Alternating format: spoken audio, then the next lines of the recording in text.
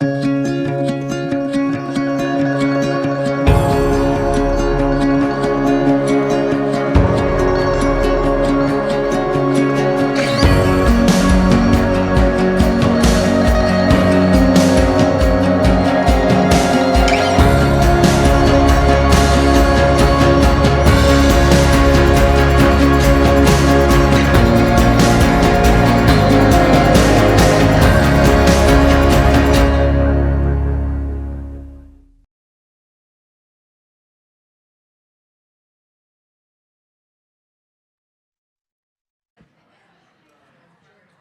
afternoon and welcome, everybody. I am standing in for City Manager Mike Funk this afternoon, who is unexpectedly unable to be with us today. And if you know Mike, you know he would have loved to have been here and had the microphone and visit with all of you. He sends his well wishes to everybody. It has been wonderful working with our new mayor, and we are truly excited for all the great things ahead for Minnetonka. Before we get started, we do have a question. If you could raise your hand if this is your first State of the City event. Wow. That's wonderful and welcome. The State of the City is an annual address from the mayor highlighting Minnetonka's progress, priorities, and future plans. Each year we feature a different theme, and it's been hosted at various locations across the city. We've supported local businesses. We've shared partnerships while sharing updates about the city and its residents. It's an opportunity to celebrate accomplishments, acknowledge challenges, and look ahead at what's next for our community. We are so glad you are here and all the new faces are here. We want you to feel welcome, and for those who are joining us again, thanks for your continued support and attendance. We are surrounded by all who care about Minnetonka. We have city staff members here. We have our elected officials here. We have nonprofits, we have business owners, and we have residents. I want to acknowledge our local partners who are in the back and who have graciously joined us to serve at this event. Tonka Pizza, Fort, Station Pizzeria, Jets Pizza, and Devani's. The plates look wonderful. Let's give them a round of applause.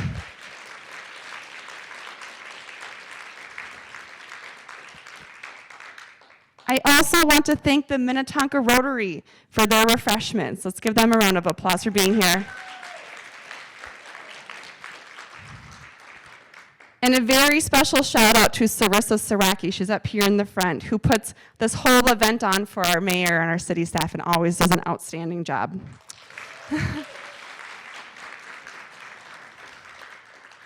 So as we begin the program, I do want to take a moment. If you could, look behind your chair, on the chair but behind it. If you see a brown string on your chair, it's tied to it. There's one at every table. Anybody see theirs? It's twine and it's right on the back of the chair, on the metal piece.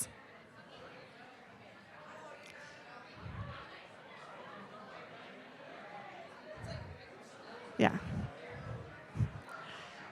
Did you find? I think it's right here.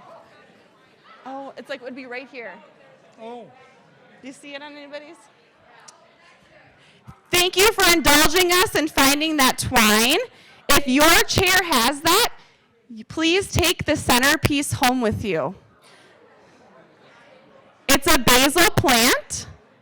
And please, if you have that twine, please take that home with you. So with that, it is my pleasure to invite Mayor Scheck and Community Development Director Julie Wishneck to the stage to begin the program. Thank you. Thank you, Miranda. She's such a good city manager, acting city manager when Mike's unavailable. We appreciate your leadership. Thank you so much. I think we can thank you for the pizza, right? I think that was my idea. You don't get this way without a little bit of pizza. All right. Well, it's an honor to be here with you today. I've known you for a while, and I think that's probably why I'm interviewing you today, right? Yes, Julie, you've been such a mentor and inspiration as I've done work with the city. You are a treasure, and we're very glad to have you, and I'm glad to have learned so much from you. Oh, that's very nice. Thank you. But we're not here to talk about me. We're here to talk about you. And, what's interesting to me is, as long as I've known you, I guess I never asked you, how did you come to Minnetonka? How did you get here? When did you move here? What was the stage of life you were in? Tell me a little bit more about what happened. Well, my husband Michael and I moved here in 2013, and prior to that, we had lived in St. Louis Park for several years. When he and I met, I was finishing law school and getting my license to become a practicing attorney. And St. Louis Park was a great little place for us. I'm a lifelong Minnesotan, as you can tell by my accent, but grew up in Coon Rapids. I went to St. Thomas for undergrad and William Mitchell for law school, and I've just stayed put. When we needed a little more space and a little more land, we didn't want to be far from the city. We loved St. Louis Park. We didn't want to be far from there, and so we decided we were going to move a little ways down Minnetonka Boulevard, and we just love it here. We were attracted to the parks, the open spaces, the flourishing tree canopy, and the community. The people in Minnetonka are really great. Mm-hmm. So you experienced that right away. You knew right away that was a community that you felt comfortable in. Yeah, when we started looking at houses, I would say Minnetonka was kind of the bullseye of the area that we were looking in. So we feel really fortunate, more now than ever, to have landed here. So you said a little bit about you're an attorney, right? But you're also a business owner, so you get that part of the world too. So tell me more about what it's like to be a business owner, and also, we're going to talk a little bit more about your service to the city, but tell me more about your private business. Yes, I've been practicing family law, which is kind of a high conflict area of the law, for over 20 years. About 12 years ago, I became certified through the state of Minnesota also as a mediator, and that's served me really well. And I am, we have a small but mighty staff. There's 5 of us who work for our firm, 2 lawyers and 3 support staff. And I'm the managing partner as well. So I handle kind of cash flow, business operations, and that's another thing that has helped me as I do work in the city. Right. Yeah, you can understand business issues and business problems as people talk to you about what's going on in the city. So you moved to Minnetonka, you're here, you're enjoying your home, you love working and being in Minnetonka. And then at certain time, then you say, oh, I need to be involved in committees, or I need to be involved in the city. How did you arrive at that? What was your thinking, or what inspired you, maybe is the better question. Well, we'd kind of settled down. We'd established our permanent roots. I had a business that was operating well, that was successful. And in 2016, I decided I need to get involved in a way to engage with the community, and started looking around for opportunities. I did some volunteer work, and then my husband saw posting in the Minnetonka Memo for boards and commissions positions, and I thought, well, I think I can do that. And we both applied, but you can only have one person in the household, so good, bad, or indifferent, I was the person, and here I am. And I'm really, it's been really cool work. I liked it right from the beginning. Mm-hmm. So you were appointed to the Planning Commission, and that sounds fun. I don't know. I mean, Yeah. Is it fun? Tell me more. I see a lot of current and former planning commissioners out there, and I don't know if fun's the word that those people would put to it, but it is satisfying in that you are on the very front end hearing about projects and opportunities coming to the city, giving the city council advice about what you see as a resident after hearing from input from the community. The Planning Commission is the body that takes the most public comment when it comes to planning projects. But it's hard work. It's a heavy lift, as you know, because you're at all those meetings, but there's 26 meetings a year. Some are fast. You can get out in 20 minutes. Some are 6 or 7 hours. I mean, they can go into the next day, and that's a volunteer role. So satisfying in that once it gets over the hump, a project gets over the hump, you see it come to fruition, and that's really neat. Right. But a lot of back and forth on projects, trying to think through it. I suppose you spend a lot of time in your mind thinking about things. I mean, it's a heavy weight, right? I mean, it's not an easy job to be that recommending body to the city council. Yes, it is.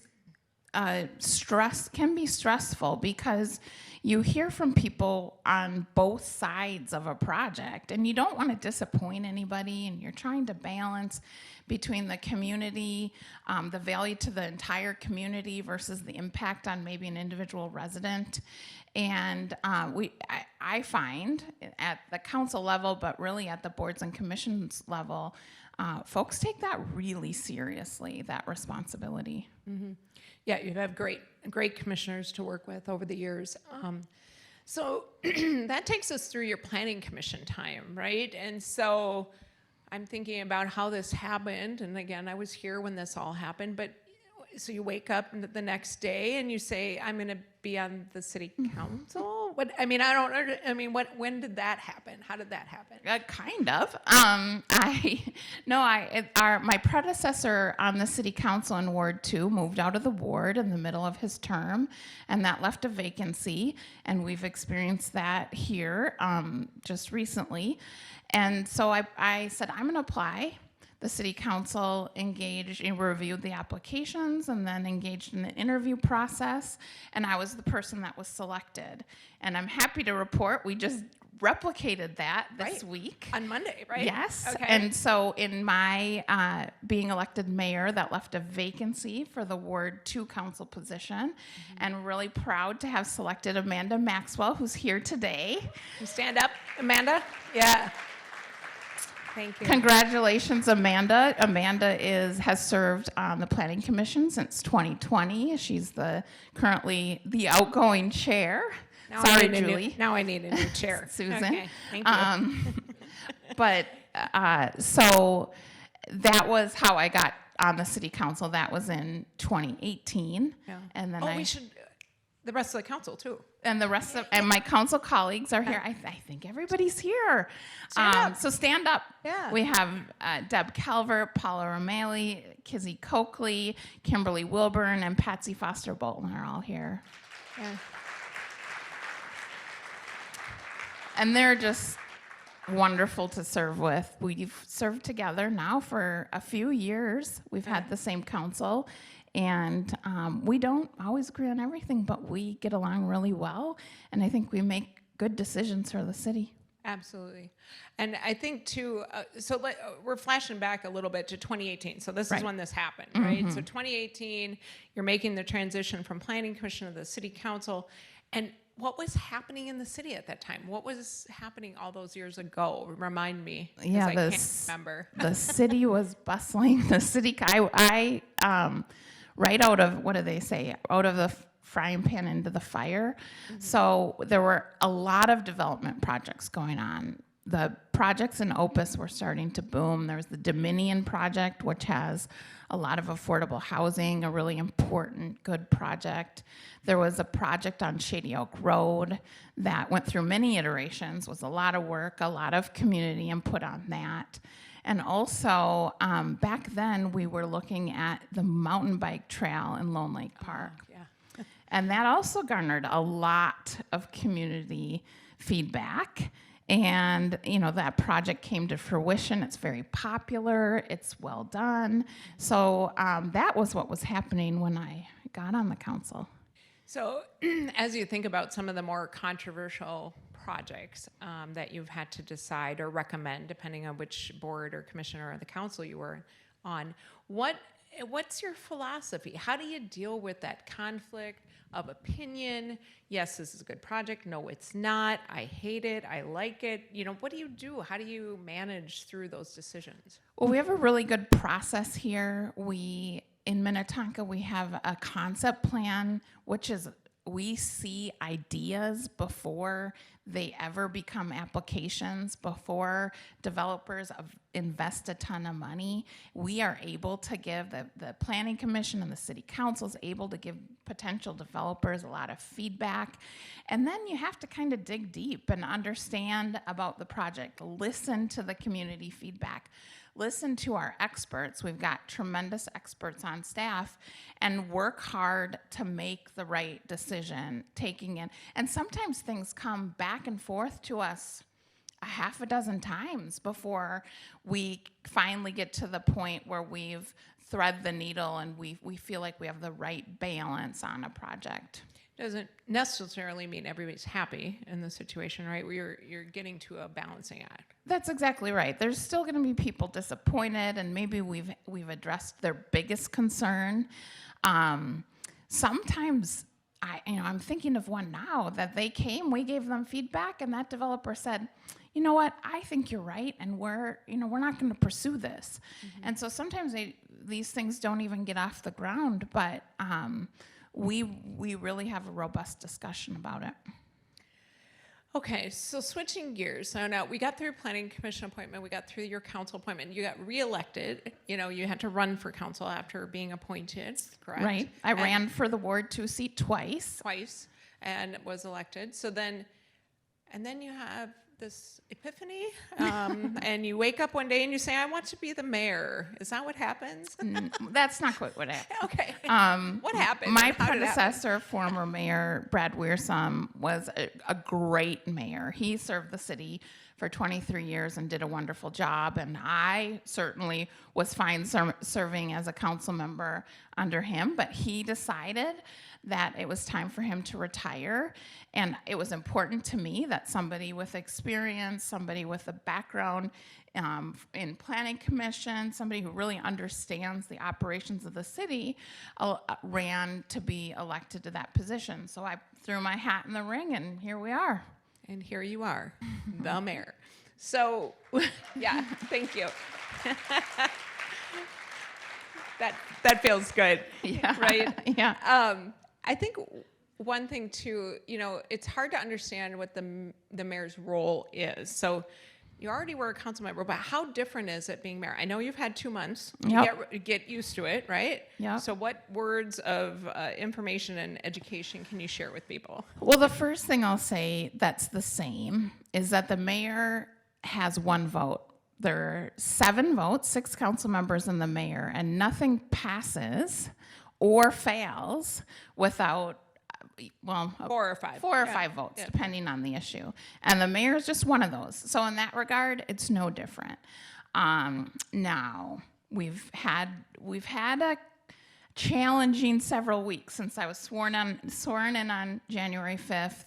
And, with the mayor being the the face of the city, and the person that is involved in a lot of meetings with Operation Metro Surge, there's been a lot of meetings. Right.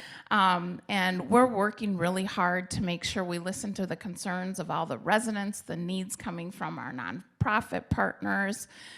We stood up with several of our Metro suburban neighbors, a coalition to help address some of the concerns that have come from the federal action related to immigration. And there's 27, right? 27. So we started with a group of about 6 of us mayors getting together. That was my first week as mayor, and then said, okay, we have a stronger voice together. And right now, when we met with the mayor's staff today and just talked about things like our businesses are struggling and how are we going to support them and get them help. And because we're 27 cities strong, we think we haven't done the numbers, but my estimation was 1.5 or 2 million residents are represented by this coalition. And so we've been doing that work. So in that way, getting back to your original question, it is, it's different. It's been a transition because we're just working so hard on some of these other things. I anticipate this will level out, and then some of the fun things, the mayor gets to go to ribbon cuttings and speak at, I spoke at the employee lunch last week, and those are really highlights. Those are heartwarming things. Right, and it helps fill your cup a little bit, right? But there's other things going on. I mean, MetroSearch has been taking up a lot of your time and energy, and frankly, your heart, because there's just a lot going on, and you're feeling the pressure of all of that to try to help lead in that circumstance. But there are other city issues, right, going on at the same time. Tell me more about what you're seeing in the next year, 2 years, 3 years. Well, the biggest thing is, development slowed down a little bit, so we don't have as much of that to work on. But we have a lot of ambitious work plans that we've undertaken the last few years. Public safety, master planning, and implementation with police and fire, and some work plans coming out of the recreation department, and we have asset management. We have all these buildings, we have things you don't think about so much, streets, water, sewer, and because we're a built-out city that's an older city, we have some we have to keep up on. Yeah, we have needs. we have to make sure when the toilet flushes, it goes down, right? And we have to do that for our residents today, but we also have to think about how that is going to continue to happen, and we're going to continue to be a premier city going into the future for our future residents. And the last thing, and I think, I've talked a lot about this, but the most important work that we have going on right now is zoning code update. So we're working hard with your team, right, and with a group of residents and invested folks to make sure that we get that zoning code rewrite done and done again for the benefit of our current residents and also for the future. Yeah, future generations to come.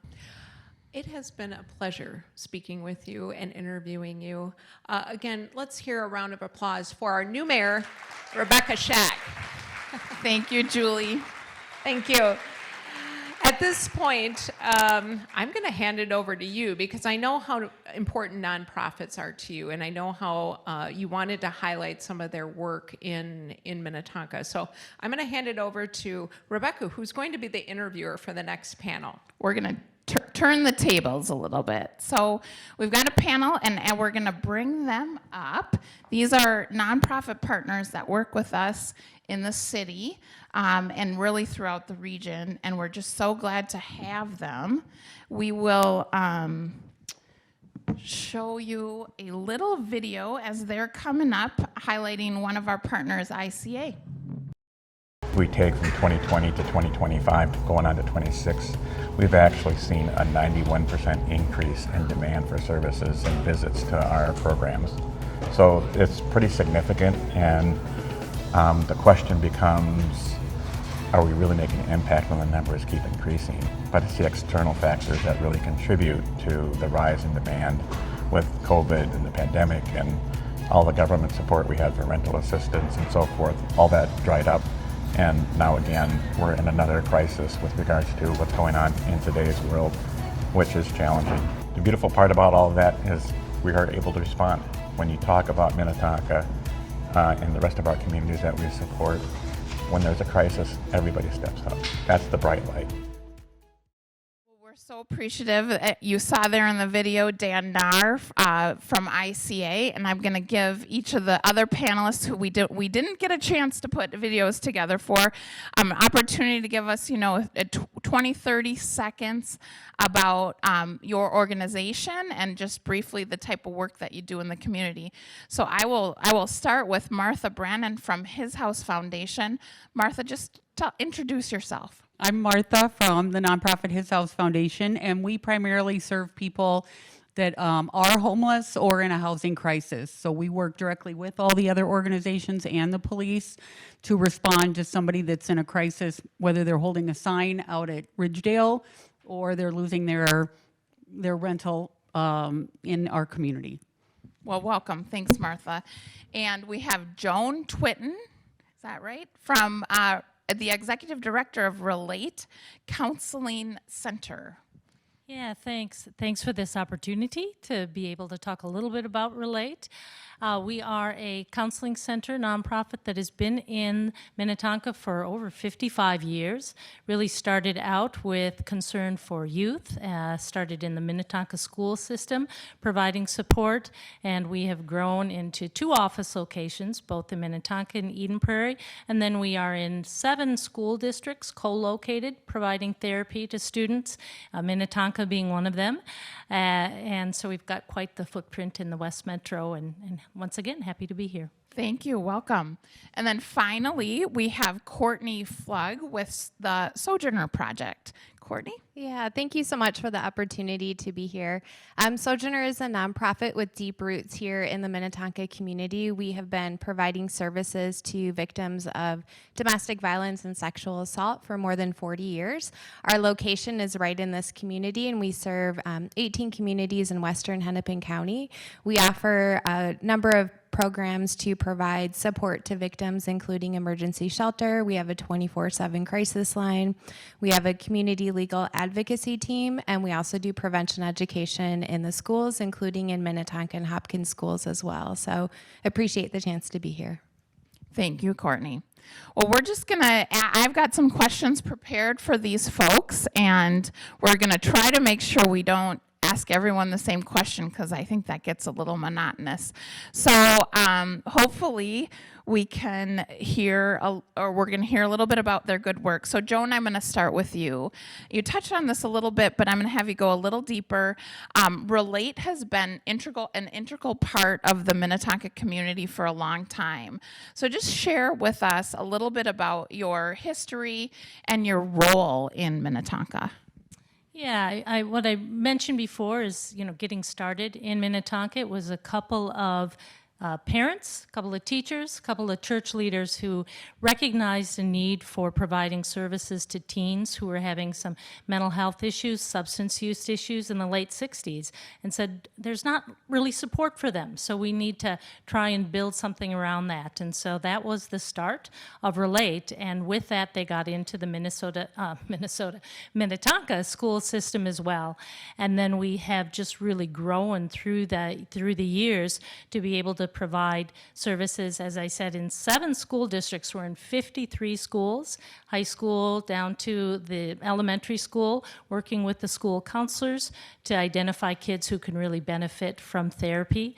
And then we also have our office locations. We provide services to all ages, although our focus has primarily been in youth, and we really try and remove the financial barriers to care so that we have a financial assistance program so that if somebody really needs care, that we make sure that we can provide it. We also work with 4 area food shelves, including ICA, where we put a therapist in the food shelf for about a half a day a week to work with the case managers in the food shelves and provide services to the clients that are coming in and certainly in need of some extra care. Such good work and such good partnerships as well.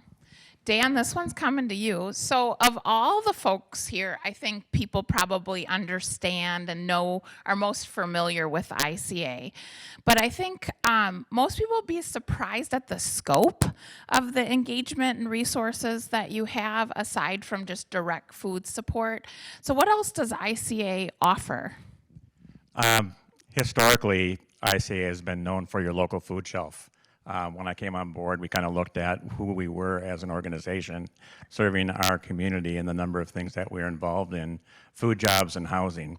And every time we mentioned housing or jobs, everybody said, we didn't know you do that. So we wanted to make it plain and clear that our mission did include employment and housing in terms of rental assistance, utility assistance, damage deposits, so forth, and then the employment with regards to helping people get their resumes updated, practicing their interviews, getting their courage in place to esteem, to make sure that they could really provide a mechanism with regards to giving them the courage to go out and get those positions, and really helping them try to get a livable wage. Food is kind of the entry point with regards to what we're trying to do. That's just the tipping point that gets them in the door. It's really important that we look at the whole picture. It's wraparound services that we really need to accomplish and get to the whole story of our clients, and that really is our focus.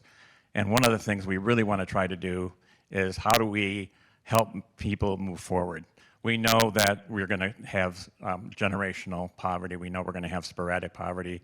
But how do we create a measure that creates a mechanism that allows us to follow and make sure that we're moving people forward?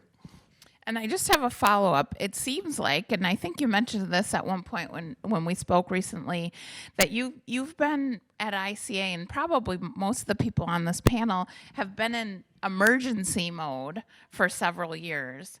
Now, how is the last 5-6 years, the mission and how you work changed? I stepped in my position just about 6 years ago, right in the middle of COVID. So I stepped into crisis mode, and I don't think that it really has ever let up. I think it's gotten into the place that we don't know what tomorrow brings. We went through COVID, we went through the government shutdown. You're seeing SNAP benefits affected, and the transfer of administration cost is coming from the federal government to the state. It's moving from 50% down up to 75% of the state responsibility. We're talking $187 million transfer of costs. They're making work requirements in the SNAP process, which means that it's going to make it more difficult for families to get SNAP benefits. So we see that as a coming next 2 or 3 years. So this is just the beginning of what we're going through. And now, of course, with the Metro surge, and every crisis that has come through, we've had to kind of repivot operations. And one of the beautiful things about that pivot is the fact that we can do it. We're nimble. We have a staff of 20 employees and 245. Right now, we're up to over 300 volunteers just to help us with the distribution of families who are in fear, not able to get out of their homes, and giving them the resources they need. Typically, you would see about 100 emergency food bags going out per month. We're up to as many as 900 deliveries in a month. So you can imagine how we had to repivot and refocus on how we do our deliveries. And it's just not ICA, of course, it's all the food shelves. Second Harvest had to pivot. The food group had to pivot. Our banks, food banks had to pivot. So I don't know that we're ever not been in crisis, but the beautiful part about this whole process is the fact that we have this community. We have the city of Minnetonka on our side, helping us move forward. We have volunteers from Minnetonka. We have organizations from Minnetonka, my colleagues here at the table, sojourners we've had for training sessions over with our staff at our offices. We have what Joan had mentioned with regards to having counseling. Martha, my best friend, is helping us with our homeless population, and then referring back and forth. We work really closely together in terms of helping in the housing arena. So I don't think we've seen the tip of the iceberg. I'm afraid we haven't seen the tip of the iceberg. I think it's going to be an interesting time to kind of figure out how we need to pivot next. So, but we're here ready to prepare. We're sustainable, and we're here to serve. Thank you, Dan. Thank you for your commitment. So, Martha, you really see people when they're at the most tenuous point and in emergency situations. Tell us just a little bit, how are you serving the community? We serve the community mostly from a mobile aspect, where we're out in the community meeting people where they are. As I mentioned before, about 2/3 of our calls come from the police, and so that we can work really closely when somebody is in a crisis outside, whether they're in a tent behind Ridgedale Mall or holding a sign in one of our local businesses. I'll get the message, and then we can send that out to our team to go out and meet with that person and find out, or family, what's going on. And we can help them navigate it so the police can do more maybe immediate work that needs to be done. But we can provide the food. We've had meetings at your place with clients that are homeless. And then we help navigate to figure out, why are we holding a sign? Why are we in a tent? And we help navigate that process then, even after maybe we've left the community. But if we're going to treatment, let's figure out, let's get you in. Just the other night, I did a 3-way call with a treatment. The police officer was able to provide a phone cord for the woman to recharge her phone. And then we were able to do a 3-way call right there with treatment to get her back in. She'd been removed. And so the most important thing is, let's maintain your sobriety. And she was willing to do that. So we did that call right then. So it's on the spot, it's more in the weeds. I'm not as cool as these guys with So you're kind of meeting people where they're at and trying to put together services for them as you Yes. assess their needs. Well, I'm really passionate too about, I work in Carver, Scott, and Far West Hennepin, and so I really see different communities respond differently, and I feel like the focus on prevention and immediate response is so important in this community. It's unbelievable what Minnetonka is able to do compared to some other communities. It's more affordable if ICA isn't able to do rental prevention for a family, but we have the funding to do that. Let's prevent them from losing their housing and do that casework to follow up and make sure, are we using the food shelf? What are our expenses? Let's do the casework instead of trying to talk about shelters at this meeting and encampments. So we don't have that conversation because we go to the tent and say, hey, dude, what's going on? And so that's where I love the prevention aspect that Minnetonka has. And then the outreach, the street outreach, if 2/3 of the referrals that we're getting, people have no connection to the city of Minnetonka, I'm really passionate about, do we need to absorb that person into all of our resources, or should we help them get to the resource in the community that they're actually from and they were passing through? So we help them get back to where maybe they need to get to, and I can follow up with that at that time and make sure that we're still getting into treatment, getting into domestic violence services. Well, that's bold work, and we're glad you're doing it.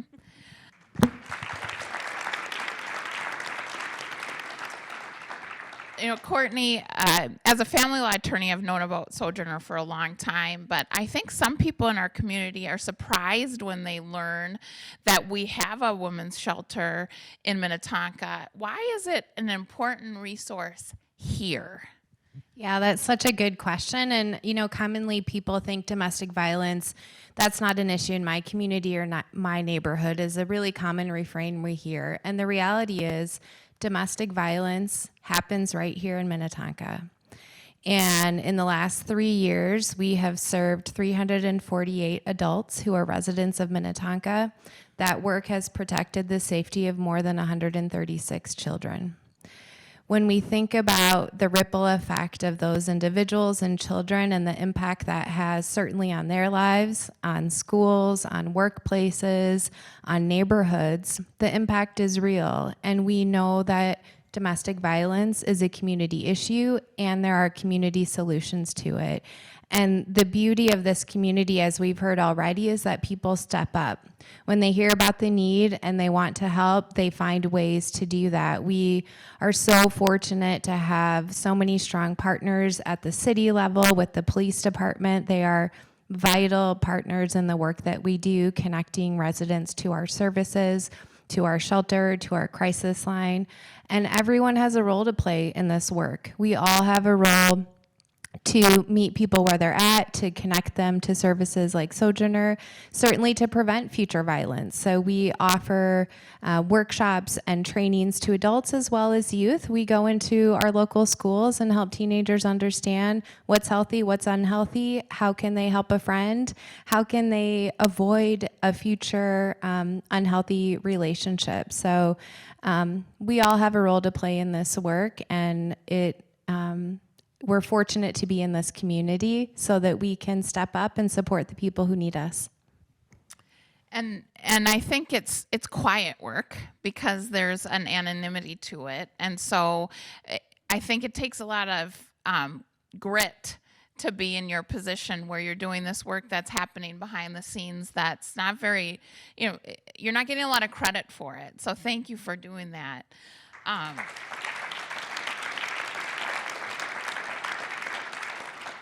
I want to give at least a couple of you an opportunity to tell us, and Courtney, you were sharing some stories with me last week about how you interface with the city of Minnetonka. So can you share a little bit about that? Yeah, so the City of Minnetonka has been a critical partner of ours for over 40 years.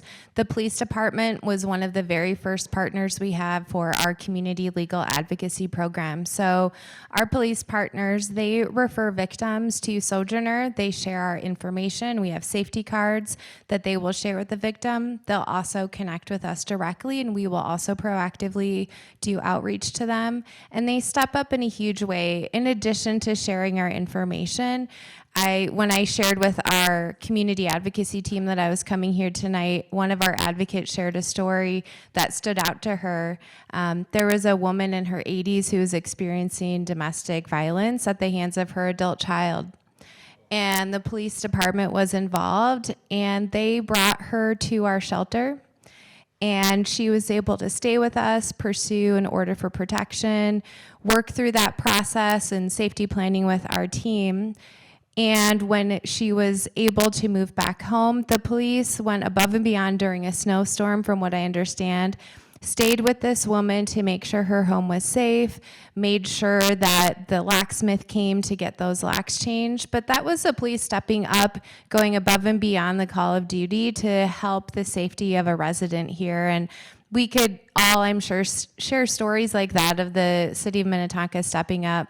I'll also just briefly mention we have other partners here. The Rotarians have been fantastic supporters of Sojourner, as are so many faith communities, other civic groups, and individuals supporting our work in a myriad of ways. And it takes all of us stepping up to make a safer community. Thank you. Anybody else want to share a little bit about how you interface with the city of Minnetonka? Martha? We have a couple of different points of contact.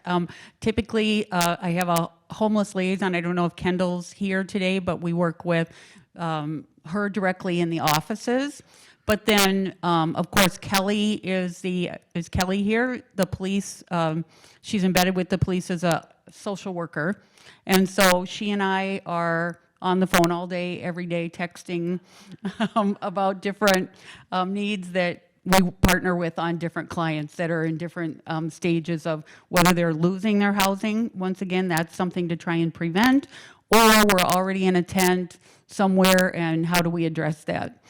We had a young man several years ago that was living behind the Cub at 101 and 7. And he had animals, and it was a really hot summer. And so many community members were engaged in social media discussing, and they were lined up to feed the dogs, and to take care of him. They were lined up at the Cub behind the Cub. So it really became a community-wide response.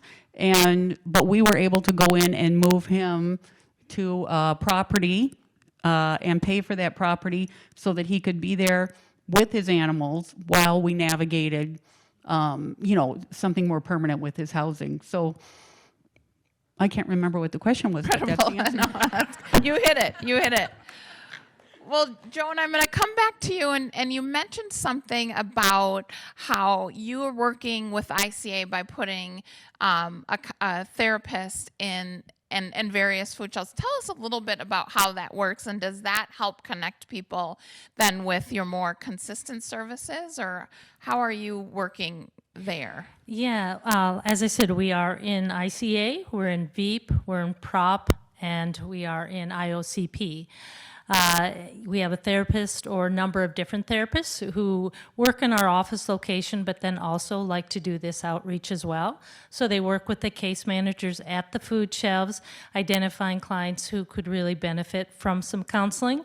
Sometimes it's just a one-time thing, and sometimes it is an ongoing, because we can offer our services via telehealth for some of the clients. They don't have to be present at the food shelf every time, but they can connect on telehealth and get ongoing support. Sometimes the case managers can help them get on Medicaid or some kind of insurance, and then they can get more care from that. So it really varies from one time to multiple times for the clients. Great. And Dan, you talked a little bit about this, but your work and how you're serving the community has really changed over the last couple months. How is it different? Say you're a volunteer at ICA. How is it different now than maybe it was in June? It's busy. Retooling is always a challenge in terms of, putting a structure in place. We spent the last year restructuring our staff to better function and be able to move forward strategically with regards to how we're going to respond to our community better and move forward in a more positive and data-driven way to make sure that we're serving our community better. The activity is pretty amazing. If you go to Facebook and look at our Facebook postings, our communications director, Matt, has been putting out some amazing video with regards to capturing the activity on Facebook to see how the emergency bags and the groceries that we're sending out to the families anonymously. So the data is kind of missing. So we're losing a lot of data that we can't necessarily capture.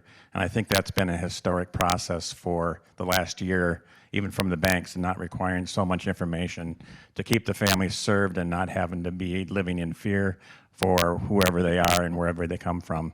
So unfortunately, that's one of the big changes that we've seen this past year. But it gets to the point where we have to kind of shift our operations in the daytime operation and then an evening operation. So we're packing for the next day in the evening. We're having people sign up on Sign Up Genius to come in groups and help us pack the packages that are going out the next day, which could be 90, which could be 200. It could be whatever number it is that we're getting referrals from our community, from people who are connected. So it's chaos a lot. It feels like chaos, but it's controlled chaos.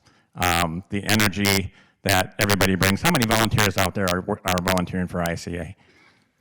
So you can see that we have the commitment of our community. They're stepping up. We've added shifts. We've added hours to our program significantly. We're adding staff. We have a Spanish translator now that was actually taking housing applications, so we can respond better. Our housing applications are coming in by the hundreds. Trying to keep up with housing is a huge challenge.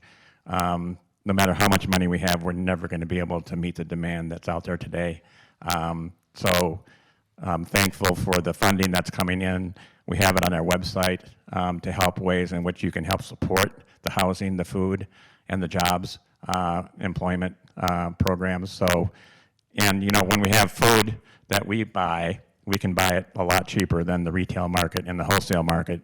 We're paying about 40 cents on the dollar through the food banks, so we can stretch that dollar quite a bit. And that's very helpful. So having the financial resources is a way that we can respond more effectively. So we're adding a lot of operations, and I think we're going to continue that for some time now to make sure that we're serving our community top notch always. Well, you teed me up perfectly for our last question as we wrap it up here. So we've just got a couple minutes, and I want to give each of you an opportunity to tell our wonderful community who steps up constantly how they can support your organizations. And you've all got different ways that you might be able to engage. So we'll just start with Courtney and go down. Yeah, so the community supports Sojourner in so many ways. I'll highlight a couple. One is volunteering. We welcome individual volunteers who support our children's programming in our shelter, help respond behind the scenes with crisis calls. Certainly there's training connected to that. We also welcome volunteer groups, so businesses, faith communities, youth groups who provide support to various projects on our grounds and our buildings behind the scenes.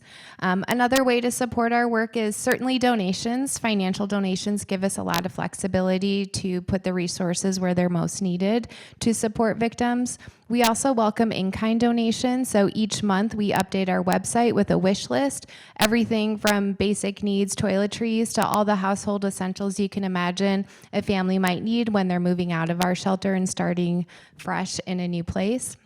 And then finally, I would say educate and engage. So if you are a member of a book club, a civic group, a faith community, or even youth groups, we welcome opportunities to share information about what domestic violence looks like, how people can spot it, and how they can effectively help and support their neighbors. So we regularly go out and do presentations and workshops, tailor them to the specific audience, and it's a way for us to create a safer community for everyone. So thank you. Excellent. And Joan, you're a little more unique because you don't take as many volunteers, but you certainly need resources. Yeah, that's correct. Certainly, word of mouth is very helpful, just letting others know that we are in the community and that we do offer services on a sliding fee scale. So if you know someone who's really struggling, and finance is a big part of why they're not getting care, to let them know that we are available and to reach out to relate.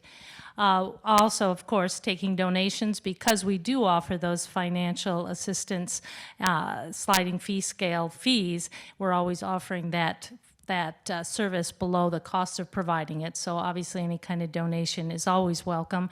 And then we are also available to be able to go out into the community and provide educational trainings. Our therapists that work with kids and can give educational trainings to church groups or to local civic groups, if anyone's who's wanting some more information to how they can become better informed and involved, is always welcome to reach out to us as well.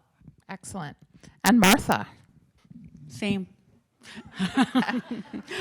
We have a donation center, and what we are using is our mobile resource bus to go out to communities, and we park the bus, everything, it's shelved out, so everything is free with clothing, basic necessities, and then we try and do it as a point of intake, such as at a food shelf, so that we're trying to connect people with the local resource. So donations, things are always wonderful. We have various collection bins around. We give everybody a new mattress when they're leaving homelessness. And we have a large partnership with a large retailer that can give us all new everything.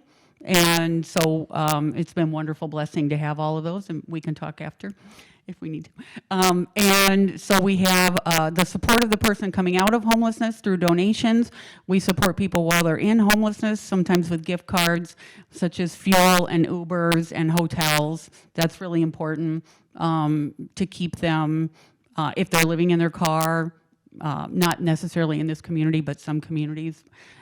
So we like to keep them in gas and funding for that. Excellent.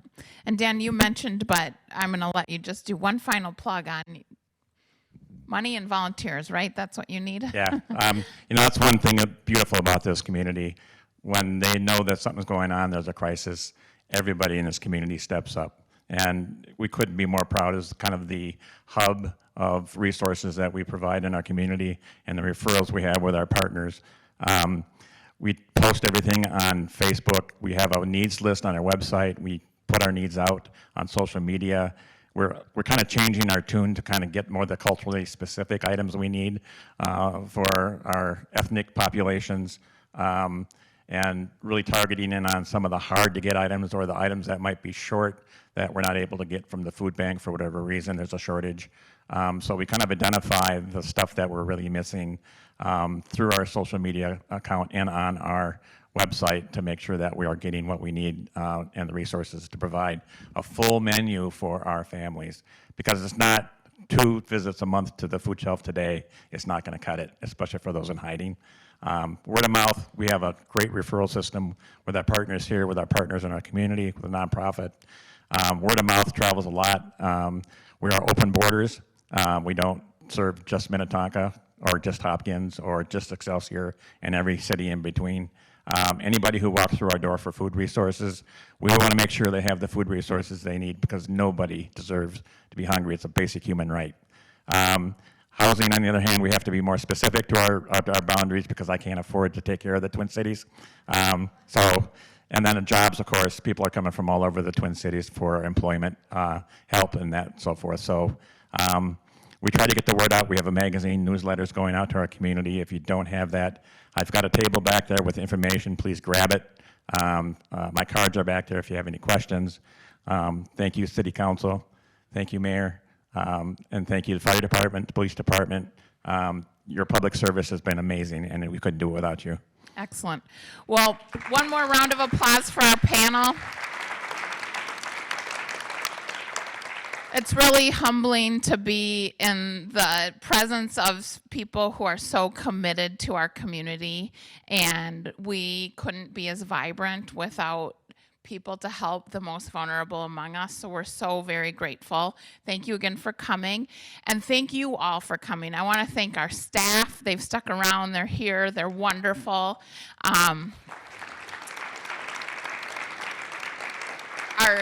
Our city council, again, there's a lot of boards and commission members out there. I appreciate you all coming. I want to let you know that we are accessible. I am accessible. I'll be sticking around after this if anybody has any questions. Also, our council is very accessible. Our phone numbers, I think, to a person, our cell phone numbers, our email addresses are on the website. Please reach out to us if you have any input or questions. We're happy to take them. And I want to thank our vendors for being here and the Rotary. And also, just again, a shout out to the folks that make this happen. Julie had to help step up in Mike's absence. Miranda, Sarissa, Andrew, and Jeff all pull this off. So thank you all. We're so glad you're here. It looks like there's some food left back there. I'm sure Rotary would sell you another glass of wine or a beer as you finish up your evening. But thank you again. By the way, the Rotary, the reason they sell in beer and wine is because they collect the funding and they give it back to the community in gifts. So it's an important, so get a glass of wine, get a glass of beer.